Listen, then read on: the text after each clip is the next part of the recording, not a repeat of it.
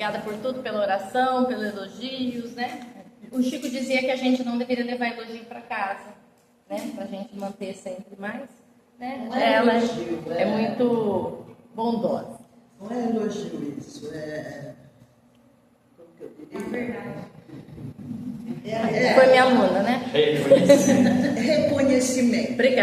Obrigada, gente. Meu bem. Obrigada. Não falou a palavra certa. Boa noite, gente. Né? A gente já está até inspirado. Tem que buscar ali em cima. Pera, vamos voltar. Então, muito obrigada pela presença amiga de todos. Eu não tenho o seu Raimundo para fazer assim para mim, mas meu marido já falou. Fale alto. Tá? Vou tentar falar alto, porque eu voltei a trabalhar essa semana com os alunos, né? Os alunos voltaram essa semana, os alunos do estado, né? Os do particular já tinha voltado. E garganta, né? Se falhar, vocês avisem aí, gente, ó, pode fazer assim, ó. Eu vou entender que é pra eu subir o tom de voz. Tudo bem? Eu não vou me prolongar muito, porque o assunto nosso é bastante complexo. Não complexo no sentido de difícil, mas é porque ele é vasto, né? E lá na escola a gente tem uma frase, uma forma de pensar que a gente fala o seguinte ali na escola. A gente fala assim: em reunião de pais a gente tem que ser breve, porque senão os pais não voltam. Porque quando a gente fica sentado aí na cadeira muito tempo e a gente fica se alongando, né? A gente fica com dor nas costas, começa a doer aqui, aí vocês não voltam mais. Então a gente quer que vocês voltem, então eu não vou prolongar mais do que o necessário, tá bom? O que eu trouxe para conversar com vocês hoje, o que eu trouxe para nós trocarmos ideias, vamos dizer assim, é o capítulo 3 do Evangelho segundo o Espiritismo, Há muitas moradas na casa de meu pai. Tá? É o capítulo 3. Esse título, Há muitas moradas na casa do meu pai, é uma fala de Jesus. Eu gosto sempre de dizer de onde vem o capítulo, né? É uma fala de Jesus. E que a fala diz o seguinte: que o vosso coração não se perturbe. Crede em Deus, crede também em mim. Há muitas moradas na casa do meu pai. Se assim não fosse, eu vos teria dito. Eu vou, mas eu volto. Eu vou preparar um lugar. E quando eu retornar, levarei para que vocês estejais comigo. Então essa fala está no Evangelho de João, capítulo 14, de 1 a 3. Tá, mas foi Jesus que falou. Mas quando a gente... Porque Jesus falava, né? E falava muito em poucas palavras. Mas para a gente entender o que Jesus quis dizer, a gente tem que identificar duas coisas. Claro, muitas coisas, né, gente? Porque Jesus é Jesus, mas para a gente ser muito prático, duas coisas. Primeiro, para quem ele estava falando. Saber para quem Jesus estava falando é fundamental para a gente entender. Por quê? Porque Jesus falava para todas as pessoas. Ele falava para o povo, ele falava para os fariseus. Quando ele falava com o povo, por exemplo, ele usava parábolas. Primeiro porque era uma forma que os mestres da antiguidade, naquela época, usavam para conversar com as pessoas. Então era uma prática da época. Ele também falava por parábolas, porque as parábolas é uma forma fácil, são histórias que falavam de coisas que eram próximas do povo. Então aquele povo não tinha como conhecer grandes coisas. Agora tinha momentos em que Jesus falava para os seus apóstolos, para os seus discípulos. Nesses momentos ele era mais incisivo. Ele passava orientações, ele passava recomendações, e é o caso desse trecho. Porque quando Jesus falou isso, vamos agora o contexto de como, a gente já sabe para quem. Agora, para quê? Quando? Em que momento que Jesus falou isso? Jesus falou essa frase quando estava acontecendo a última ceia. Então era um momento do quê? De despedida. Ele estava se despedindo dos seus apóstolos. Ele estava contando para os seus apóstolos que ele iria embora. Por isso que ele fala que o vosso coração não se perturbe, porque estava um chororô.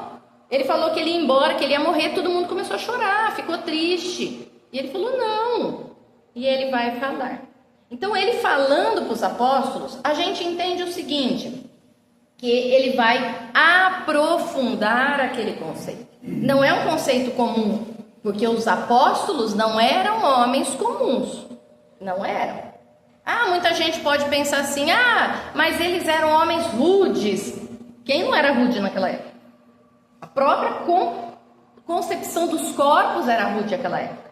Os homens eram rudes.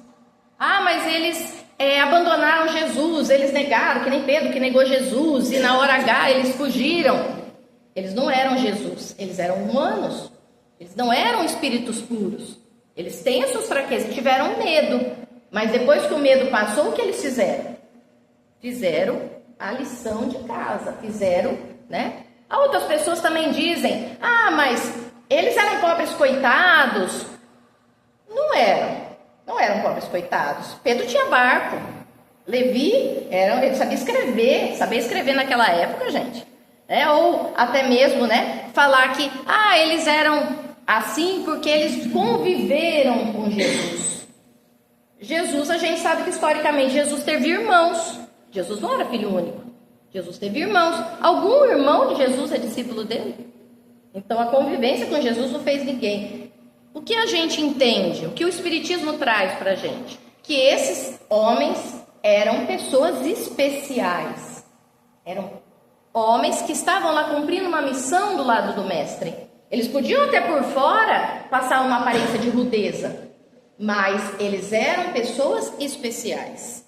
Diz a doutrina, em alguns escritos e algumas pessoas, que demorou de 1000 a 4000 anos para Jesus reencarnar na Terra, para Jesus encarnar na Terra.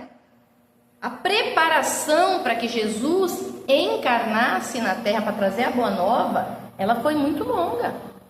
A própria vinda de Moisés para trazer a primeira revelação já era um passo para que Jesus viesse na Terra. Agora vocês conseguem imaginar que uma preparação de quase 4000 anos, chegando aqui Jesus ia pegar as pessoas aleatoriamente?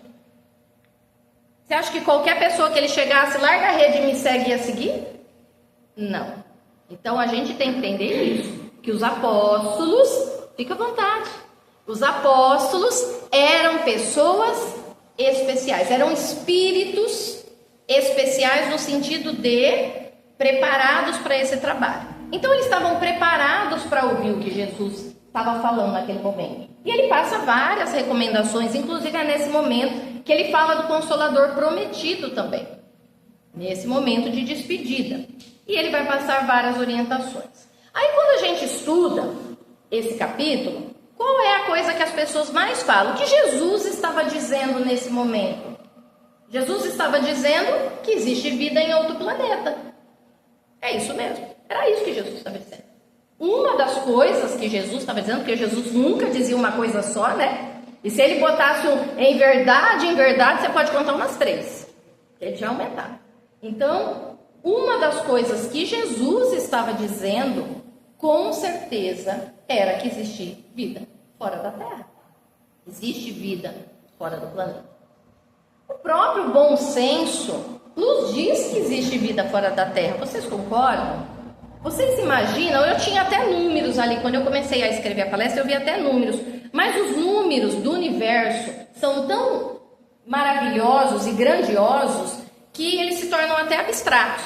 Quando a gente vai falar em bilhões, a gente não sabe nem escrever, né? Eu não sei nem escrever o quanto de zero que vai em bilhões. É uma coisa muito abstrata. Então imagina nesse universo tão gigantesco, tão enorme, onde nós estamos num planetinha dentro de um sistema solar pequeno, que faz parte de uma galáxia que não é também grande coisa, é uma das menores. No universo todo, Deus ia fazer isso tudo só para nós? Não é. A gente não pode dizer que isso seja um fato, porque para fato precisa de provas. Mas podemos dizer que é um consenso. As pessoas racionais têm um consenso que tem vida fora do planeta. Correto? E é aí que o Espiritismo, ele se diferencia das outras doutrinas. Porque esse é o terceiro pilar do Espiritismo. Lembra que nas outras conversas eu falei que o Espiritismo tinha 5 pilares? 5 pilares são 5 coisas que sustentam o Espiritismo, né? O primeiro, crença em Deus. Todas as religiões do planeta acreditam em uma divindade. Todas. Se não fosse assim, não seria religião. Então tem que ter essa crença para ser uma religião. Segundo pilar, crença na imortalidade da alma. A maior parte das religiões, pelo menos as religiões mais modernas, tirando as primitivas, acreditam em imortalidade da alma. Aí chegamos ao terceiro pilar, a pluralidade de mundos habitados. Aí já não, aí as outras doutrinas já não acreditam nisso. E por que não acreditam? Porque as outras doutrinas ainda são religiões que nós chamamos de religiões tribais. O que é uma religião tribal? Uma religião tribal é aquela religião que importa quem é você, importa qual é a cor da sua pele, importa onde fica o templo. Para essas religiões importa isso. Então é uma religião tribal. E essas religiões tribais, elas querem colocar Deus numa gaiola, querem enjaular a Deus. E quando eles não conseguem dar um tamanho para Deus, eles substituem Deus por Jesus. Porque eles não conseguem entender a dimensão de Deus, então, mas eu entendo Jesus, então Deus é Jesus. E é assim que eles fazem. Agora, a doutrina espírita é uma religião cósmica. O que é uma religião cósmica? É uma religião que tem preceitos que podem ser amplamente utilizados em qualquer planeta. Qualquer planeta. Os nossos valores morais, que nós aplicamos aqui, pode ser entendido em qualquer planeta. E é só numa religião cósmica, não estou dizendo que a nossa seja a única, mas só numa religião cósmica é capaz de entender a dimensão desse Deus. Desse Deus imaterial. Desse Deus que está presente em todas as coisas, inclusive na gente. Nesse Deus que tem esse plasma divino e que a gente está mergulhado nele. Então, essa grandiosidade a gente não consegue se a gente ainda estiver preso em dogmas das religiões tribais. No que a gente esbarra? O que as pessoas esbarram? Qual é a dificuldade da gente explicar para uma pessoa que tem vida no outro planeta, sendo que para mim é uma coisa meio óbvia? Mas tudo bem. Primeira coisa que eles perguntam: onde que está isso na Bíblia? Já fizeram essa pergunta para vocês? Se não fizeram essa pergunta para vocês, vocês estão doutrinando errado, tá, gente? Então, aí você tem que explicar para aquela pessoa. Como que eu vou dizer para aquela pessoa que acha que na Bíblia está a verdade absoluta, que a Bíblia é só mais um livro de tantos livros religiosos que existem no mundo? Eu não estou desmerecendo a Bíblia, tá, gente? Eu só estou dizendo que ela é um livro religioso. E a Bíblia, principalmente o Velho Testamento, ele traz um recorte, eu falei isso já, ele traz um recorte do que era o mundo naquela época. Naquela época não tinha internet. As pessoas de um lado do planeta não sabiam o que acontecia do outro. Eles só sabiam. Eu lembro de uma palestra do Leandro Carnal, um filósofo, né, que eu gosto muito, e perguntaram para ele onde os orixás da cultura iorubá estavam na Bíblia. E ele fala: mas como que o pessoal, os judeus, os hebreus, iam conseguir saber da cultura africana?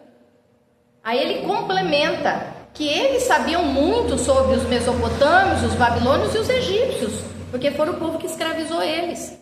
Mas eles não sabiam nada dos chineses, por exemplo, que é uma civilização tão grande quanto que convivia na mesma época. Então, é um recorte.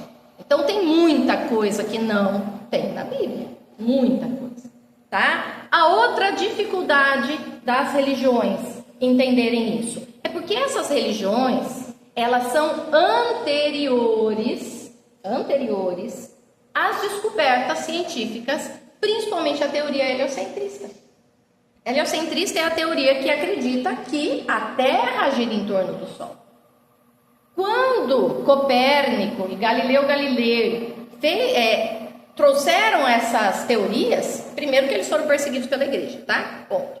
Mas quando eles trouxeram, isso já tinha 1000 anos de doutrina cristã. Então eles já estavam com uma religião formada. Eles não iam mudar a religião por causa disso. E quando a religião foi, né? Eles acreditavam que era o quê? Que existia uma coisa plana, uma terra plana, tem gente que acredita até hoje, terra plana, e em cima uma tampa, que eles chamavam de abóboda, uma abóbada, onde ficava o firmamento, as estrelas, né? 2 abismos, embaixo ficava o inferno, pegando fogo. E em cima, 7, olha, você vê que eu sou didática, né? 7 céus. Tá, gente? Eles acreditavam no conceito de 7 céus. O conceito 7 céus está desde a Babilônia Antiga. Já existe o conceito de 7 céus. E o judaísmo tem, no Talmud, tem até o nome de cada um desses céus. E eles acreditavam que quanto melhor você fosse, você ia para um céu superior. Como que vai caber a ideia de um Deus cósmico aqui? Se eles nem acreditavam no universo. Naquela época só tinha terra. Então é muito difícil para essas religiões acreditar que tem vida fora da terra, porque eles nem acreditavam na terra quando tudo isso foi criado. Então a gente esbarra muito nisso. Mas e a nossa religião? E o espiritismo? O que o espiritismo diz sobre isso? Tá? A gente vai encontrar muita referência disso no Livro dos Espíritos. Então, no Livro dos Espíritos, a questão 55 a 58 vai falar sobre essa questão dos mundos habitados. Inclusive, na 55, ele meio que tira um sarrinho da nossa cara. Ele fala assim, mas, eu até marquei aqui, julgam que Deus faria esse universo só para eles? Né? Os espíritos perguntam, mas será que a gente julga que esse universo todo é só para nós? Ainda no Livro dos Espíritos, nós temos da pergunta 172 a 188, que vai falar da progressão dos mundos. Tá? E nesse tema, também na 172, ele fala que as encarnações que acontecem nos diferentes globos, né, nos diferentes globos, e ele fala das da Terra. O que ele fala na 172? Sobre as encarnações, as reencarnações na Terra. As deste globo, quer dizer, da Terra, não são nem as primeiras e nem as últimas, porém, as mais materiais e distantes da perfeição. Então, imagina onde que nós estamos. Então, as mais distantes da perfeição. Então, a gente ainda está muito longe. E temos também a informação material que está presente nesse capítulo, que é o capítulo 3. Então, nesse capítulo, ele vai falar sobre as diversas categorias dos mundos habitados. Por que dos mundos habitados? Porque nem todo mundo é habitado. Tá bom, gente? Não é que toda estrela, tudo é habitado. Não. Tem mundos habitados, tem lugares que não são. Inclusive, existem relatos de planetas chamados planetas prisão. Já ouviram falar sobre planeta prisão? Planeta prisão, eu acho interessantíssimo esse conceito. Porque a primeira vez que eu ouvi o termo planeta prisão, eu pensei, nossa, prisão, que coisa densa, né? Depois, quando eu fui aprender, eu percebi que na prisão está a misericórdia do Pai, mais do que nunca. Porque, na verdade, quem fica nesses planetas prisão, eles não estão lá porque Deus condenou eles eternamente.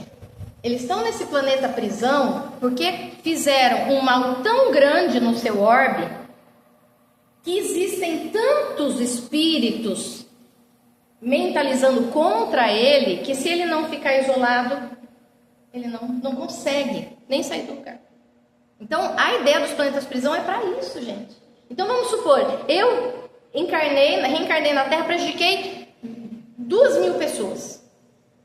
E essas 2.000 pessoas estão me perseguindo. Enquanto essas 2.000 pessoas não evoluírem, não me deixarem em paz, eu estou lá, recebendo auxílio e também aprendendo, né?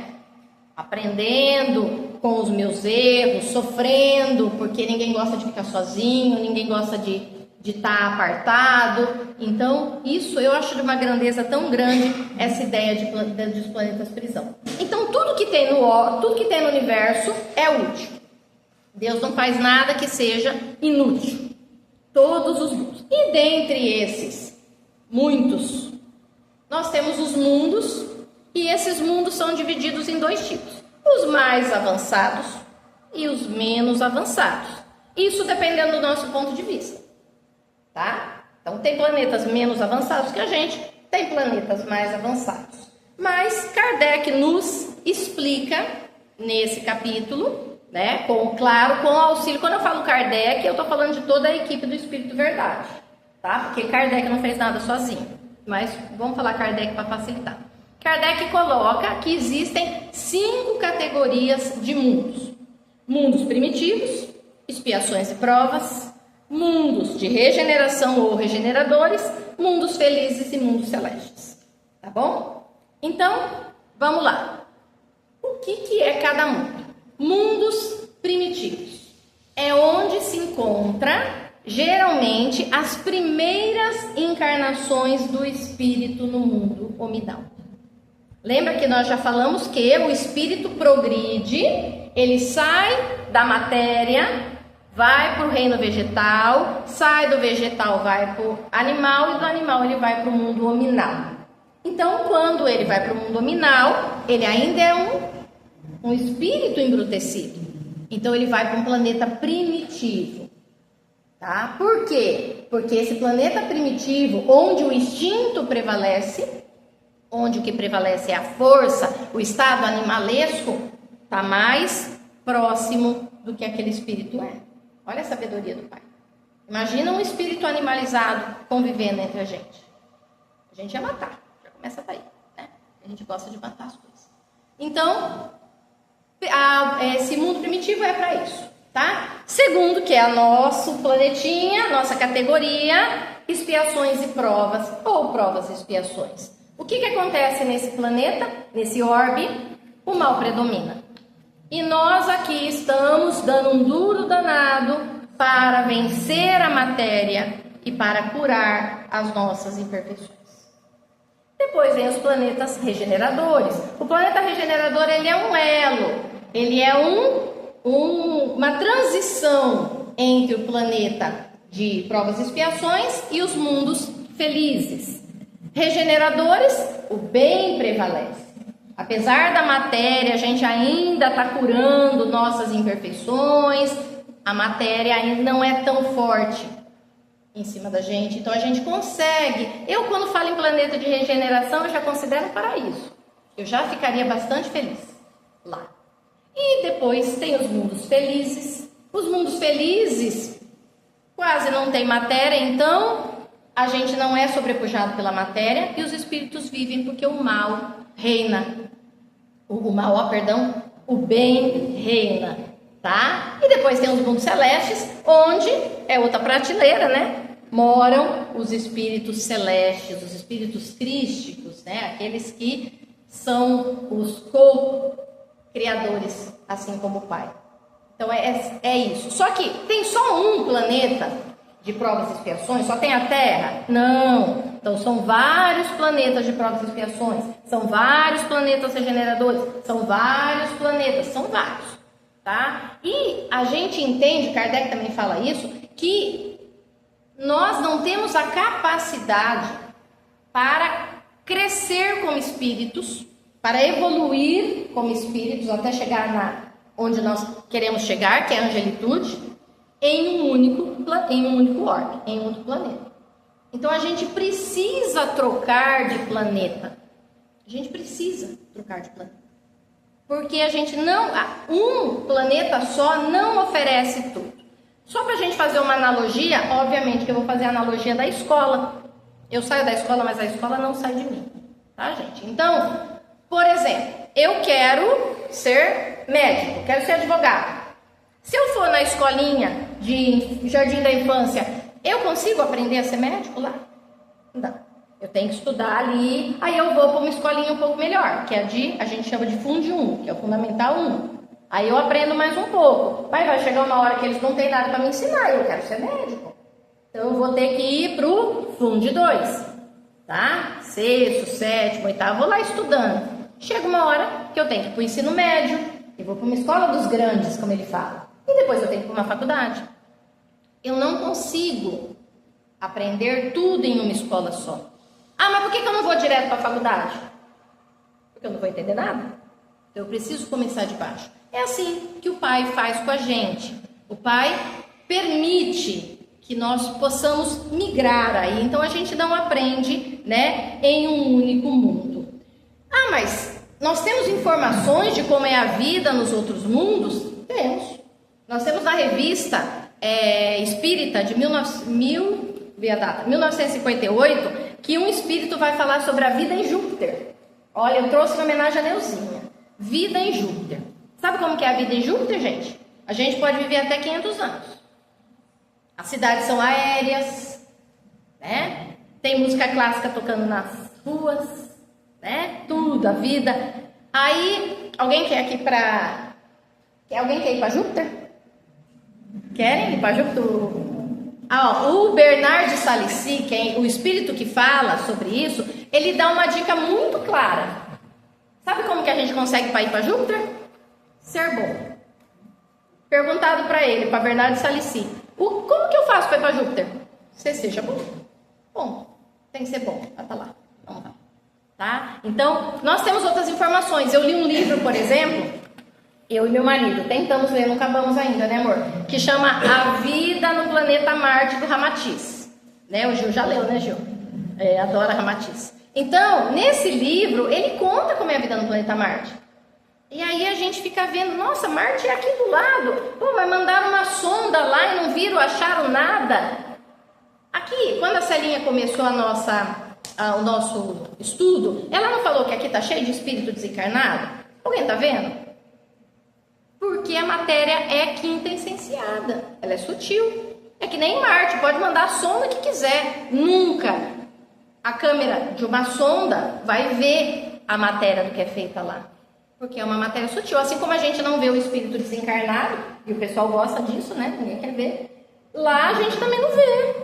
Então existe vida no planeta Marte. A mãe do Chico contava sobre a vida no planeta Marte. Uma coisa que o Ramatiz traz para mim de informação nesse livro, gente, que eu vou passar para vocês e acho que vocês vão gostar. Ele diz o seguinte, que lá em Marte as pessoas fazem excursões para aprender para orbes inferiores. Nós. Então eles fazem excursões, entram em naves e vêm ver aqui para aprender com a gente, tá? Então quando vocês se acharem muita coisa, pensa que nós somos o zoológico de Marte, tá bom? Então eles vêm para aprender com a gente e eles recebem autorização para isso. Não entra nenhuma nave no nosso orbe que não tenha autorização do comando planetário. Que não tem autorização do nosso diretor-geral, que é Jesus. Então, quando tem aquelas histórias que, eu vi uma nave, o cara pegou, judiou de mim, me cutucou, possivelmente é espírito daqui mesmo. Tá bom, gente? Possivelmente é a galera lá de baixo que subiu e tá querendo aprontar pra gente. Porque espíritos de fora só podem vir se são superiores. E nós só podemos ir se tivermos autorização. Eu não posso dormir e falar assim, eu vou dormir, vou desdobrar lá em Júpiter. Não tem nem perispírito para isso, gente. Sabe aquela roupa? Não tem nem roupa para isso? Então, não tem nem perispírito para ver Júpiter. Então, eu vou ficar por aqui mesmo. Mas a gente não pode. Mas o Chico poderia, porque é o Chico, né? E aí ele seria levado, teria autorização para ir lá. E assim funciona. O planeta é governado e não existe nada sendo feito aqui que não tem autorização. Tá? E outra coisa também que é interessante nos planetas, nesses orbes, nesses mundos, é que o mundo também progride. O mundo também progride. Então, hoje nós estamos provas e expiações, mas nós seremos planeta de regeneração.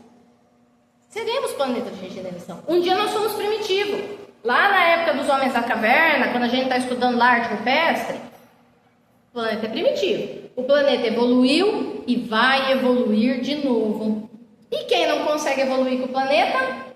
Migrações coletivas. E eles vão lá ajudar o pessoal que está tendo a primeira encarnação como homem a acender um fogo, a fazer as coisas que as pessoas saindo da animalidade não sabem. Então, aí tem essas migrações, como a gente já ouviu, né? Outra coisa que também Kardec chama atenção, além das vidas do outro planeta, vou dar uma agilizada aí, é sobre os diferentes estados da alma na erraticidade. Então ele fala que Jesus quis dizer isso, que tem vida fora do planeta, mas também quis dizer sobre essas diferenças que tem do espírito na erraticidade. O que é erraticidade, segundo Kardec? tá? É o espírito que não está encarnado. Então nós temos aí vinculados ao planeta. Lembra que eu falei que se eu quiser ir para Júpiter eu não posso? Por quê? Porque eu sou vinculado ao planeta. Então tem não sei quantos bilhões de espíritos vinculados ao planeta. Tem 1/3 encarnado. O resto está onde? Na erraticidade. Aqui encarnados nós estamos todos juntos, né? Estamos todos aqui misturados. Se tiver uma pessoa melhor, eu não vou conseguir saber, olhando para a pessoa, se ela é melhor ou pior. Mas lá na erraticidade, eles não ficam todos juntos. Lá a gente não fica todos juntos. Lá é cada um segundo as suas obras mesmo. É por dimensões. Então não adianta, que nem o Gil falou hoje no nosso estudo, não adianta eu ser uma pessoa que tem vício, que quando eu desencarnar eu vou ser um espírito puro. Eu não vou. Eu vou ficar numa vibração, numa dimensão que estão os viciados, que são as pessoas que gostam de bebida, de cigarro, disso, daquilo, de fofoca, porque vício não é só os materiais, tá bom, gente? Então, nós temos aí o conceito das 7 esferas da Terra. Já ouviram falar? Não é um conceito tão novo assim, viu, gente? Eu não trouxe novidade. A primeira vez que foi falado disso foi em 1966, pela psicografia do Chico. Então, nós temos o selo Chico de qualidade, podemos acreditar, pela uma mulher, né? Um espírito chamado Eigorina. Eu até marquei o nome dela aqui porque eu não ia gravar isso. Eigorina Cunha. E ela vai, num livro chamado Cidades do Além, ela vai contar as 7 esferas. Que ela vai dizer que é umbral grosso, umbral médio, umbral superior, que é onde fica o nosso lar, o quarto, que é arte, cultura e ciência, depois o amor fraterno, 6 diretrizes do planeta e 7 a abóbora estelar. Aí, agora, há pouco tempo atrás, o Mário Frigeri, acho que é Mário Frigeri o nome dele, o Mário Frigeri fez em 2017, na revista O Reformador, ele fez uma nova divisão segundo a obra de André Luiz. E ele vai mudar um pouquinho, tá? Só muda os nomes, mas basicamente 7 esferas. Vocês percebem que 7 está muito presente? Então a gente acredita que aquela ideia de 7 céus, lá dos babilônios, é porque os babilônios eram capelinos, que chegaram com a ideia que eles trouxeram lá de fora. Eles trouxeram a reminiscência dessa recordação. Tá? Então ele diz que é o quê? Primeiro, abismo, lá embaixo, abismo, tá? Onde a gente fala que é as regiões abissais, onde João fala do Apocalipse, abismo, o mais dentro do planeta que a gente pode imaginar, certo? Depois nós temos as trevas, que é do livro que a gente está lendo, né, Gil? Da libertação. Trevas seriam as cavernas abismais. Depois nós temos a crosta. Lembrando, gente, que isso não é uma pirâmide, tá? Um em cima do outro.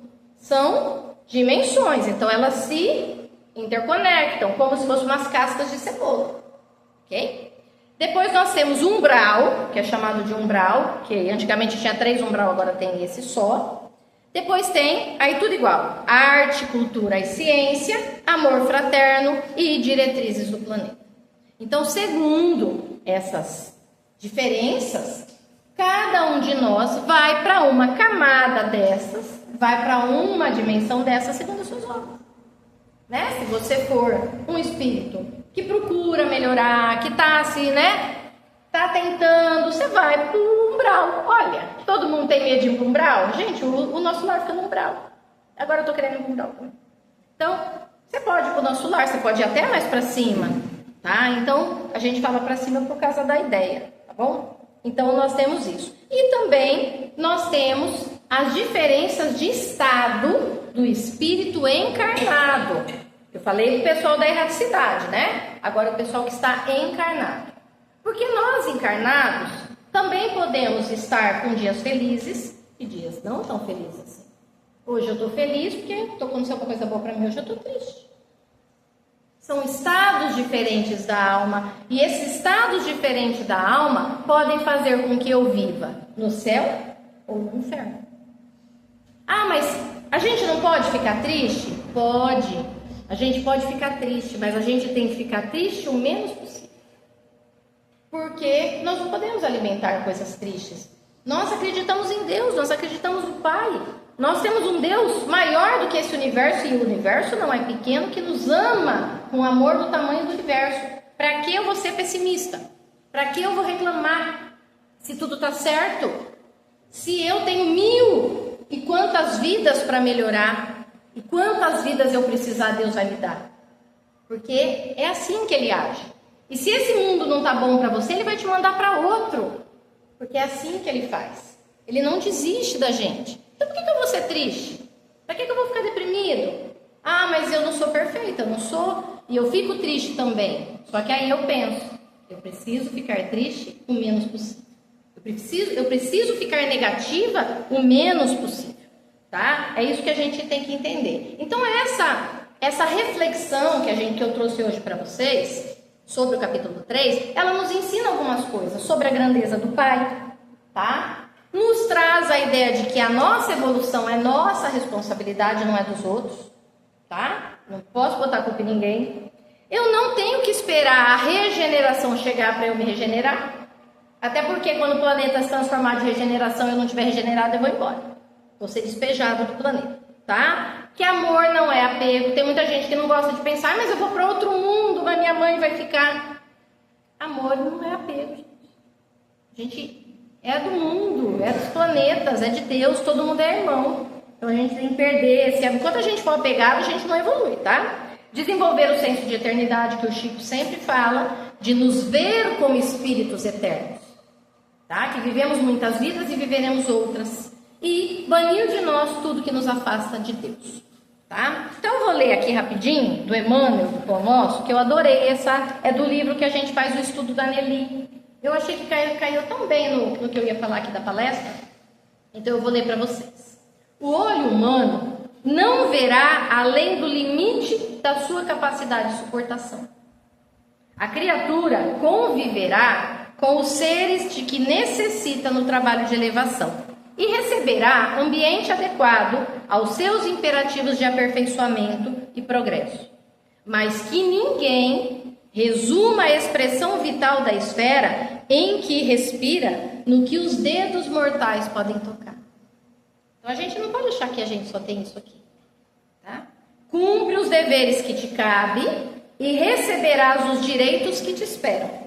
Faze corretamente o que te pede o dia de hoje e não precisarás repetir a experiência amanhã. Muito obrigada.